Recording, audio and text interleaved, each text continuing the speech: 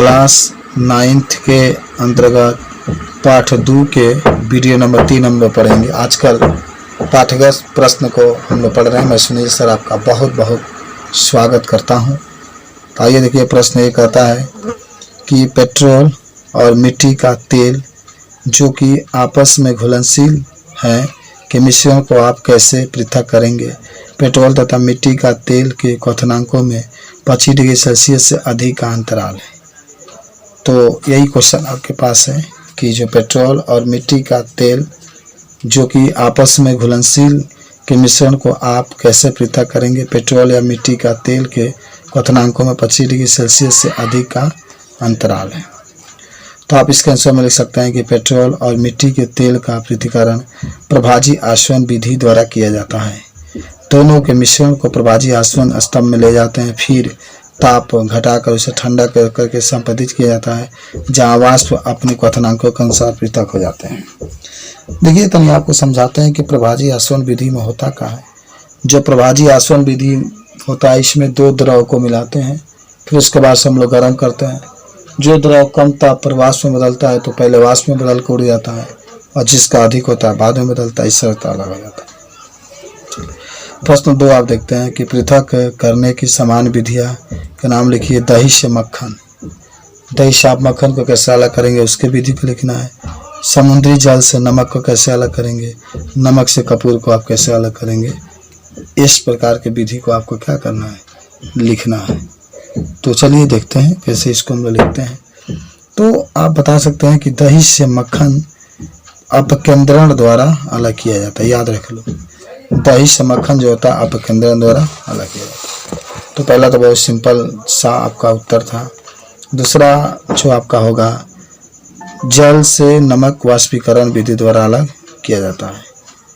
अब वाष्पीकरण होता क्या है ना, जो समुद्र के किनारे होते हैं ना, बड़े बड़े बांध दिए जाते हैं। उसमें जो पानी आता है तो समुद्र का जो पानी होता है उसमें लवण की मात्रा बहुत अधिक होता है। वो पानी लवण को लेता हुआ समुद्र के किनारे आ जाता है। फिर वैसे ही बांध के पानी को इकट्ठा कर देते हैं। सूर्य का तेज रोशनी उसके ऊपर पड़ता है तो जो पानी होता है वाष्प बन के उड़ जाता है, और केवल जो नमक के लवण होते हैं वही बच जाते हैं। तो वही बात है कि जल से नमक को अलग करने के लिए वाष्पीकरण विधि का प्रयोग करते हैं। तीसरा है, नमक से कपूर को अलग करने के ऊर्ध्वपातन विधि द्वारा प्रयोग करते हैं। नमक और कपूर को एक ही में मिलाकर जब गर्म करते हैं ना, तो जो कपूर होता है सीधे ठोस से गैस अवस्था पहले ही बदल जाता है, तो कपूर और नमक अलग हो जाता है। ठीक है। अच्छा, प्रश्न संख्या 3 क्या कहता है। कहता है कि क्रिस्टलीकरण विधि से किस प्रकार मिश्रण को पृथक किया जा सकता है। देख रहे हैं, बहुत ही आसान सा प्रश्न है। क्रिस्टलीकरण जो विधि से किस प्रकार मिश्रण को पृथक किया जाता है। तो आप कह सकते हैं कि क्रिस्टलीकरण विधि से वे पदार्थ माने अलग किए जा सकते हैं जिसमें अन्य ठोस पदार्थ अशुद्ध रूप में मौजूद हो। माने कोई पदार्थ है उसमें अशुद्ध पदार्थ के रूप में कोई मौजूद है तो उसको हम लोग अलग कर सकते हैं। उसके बाद से पाठ्यगत प्रश्न संख्या 27 है, जिसमें प्रश्न ये कहता है कि निम्न के रासायनिक और भौतिक परिवर्तन में वर्गीकृत कीजिए।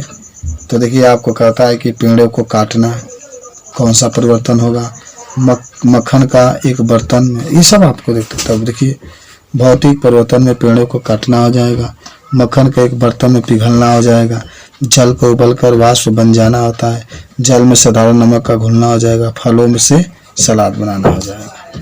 रासायनिक परिवर्तन में देखिए, अलमारी में जंग लगना, जल विद्युत धारा का गुजरना तथा उसका हाइड्रोजन ऑक्सीजन गैसों में टूटना, कागज और लकड़ी का जलना, ये आपके जो होगा रासायनिक परिवर्तन हो जाता है।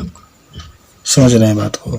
उसके बाद से आप देखिए, अपने आसपास के चीज़ों को, प्रश्न कहता है कि अपने आसपास के चीज़ों को शुद्ध पदार्थों या मिश्रण से अलग करने का प्रयत्न करें। तो आप आंसर में लिख सकते हैं कि ऑक्सीजन, कॉपर, एल्युमिनियम आदि ऐसे पदार्थ हैं तथा वायु, शरबत, पीतल आदि मिश्रण है। उसके बाद से आगे जब बढ़ते हैं तो अभ्यास प्रश्न की शुरुआत होती है। तो जो अभ्यास प्रश्न होता है इसमें आप कुछ बातों को बता सकते हैं, जिसमें पहला है कि निम्नलिखित को पृथक करने के लिए आप किन विधियों का अपनाएंगे। तो देखिए, पहला आपका कहता है कि सोडियम क्लोराइड को जल के विलयन से पृथक करना। NaCl है, सोडियम क्लोराइड को जल से अलग करने के लिए आप किस विधि का प्रयोग करेंगे, तो आपका जो उत्तर होगा लिख सकते हैं वाष्पीकरण विधि। पहला जो होगा वाष्पीकरण विधि। दूसरा कहता है कि जल से तेल निकालने के लिए किस विधि नहीं। दूसरा कहता है कि अमोनियम क्लोराइड को सोडियम क्लोराइड तथा अमोनियम क्लोराइड से मिश्रण को पृथक करने के लिए किस विधि का प्रयोग करेंगे, तो ऊर्ध्वपातन प्रक्रिया होगा। दिख रहा है ना। उसके बाद से सी, धातु के छोटे टुकड़ों को कार के इंजन या आयल से पृथक करने में तो आप छानने की क्रिया द्वारा अलग कर सकते हैं। डी नंबर है दही से मक्खन निकालने के लिए, तो दही से मक्खन अपकेंद्रीकरण द्वारा। उसके बाद से जल से तेल निकालने के लिए तो कीप पृथक्करण विधि का प्रयोग करते हैं।